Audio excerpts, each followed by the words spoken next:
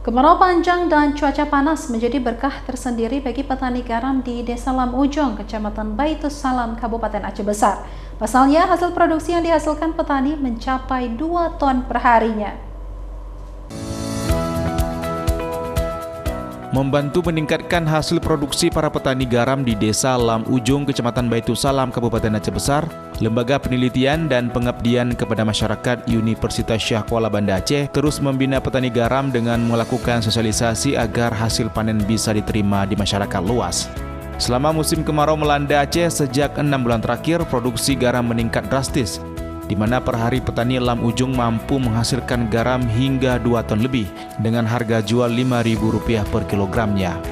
Ketua Tim Pengabdian Masyarakat Universitas Syah Kuala Banda Aceh, Saipul, menyebutkan pihaknya akan mendampingi petani memproduksi garam berstandar SNI dan sertifikat edar dari BPOM bisa terpenuhi. Lam Ujong ini merupakan daerah yang punya potensi yang bagus untuk pengembangan garam, karena mereka memang sudah turun-temurun ya mengembangkan garam, dan ini letaknya sangat strategis secara geografis, dekat dengan pantai, punya sumber air laut yang cukup. Dari catatan kita, pengamatan kita menunjukkan bahwa masyarakat ini sangat antusias untuk menjadi petani garam dan ingin garam yang berproduksi yang terus meningkat dari tahun, supaya bisa menjadi garam yang bersertifikat, yang bisa dijual di supermarket ataupun di tempat lain yang bisa diedarkan dengan legal gitu ya. Sejumlah petani mengaku mereka telah menggeluti usaha ini sudah puluhan tahun.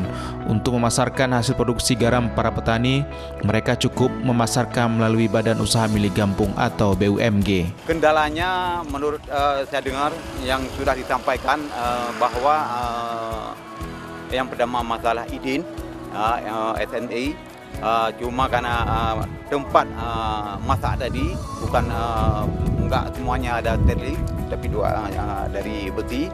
Mungkin ke depan kita usahakan supaya tempat masak ini steril semuanya, Pak. Sebagai petani Lam Ujong, bahkan saya jadi petani garam udah lama sekali, bahkan jauh-jauh sebelum tsunami udah menjadi petani garam. Sebelumnya kan nggak ada kelompok, berdiri kelompok mulai 2012, bahkan dibina oleh Dinas Kelautan Kabupaten.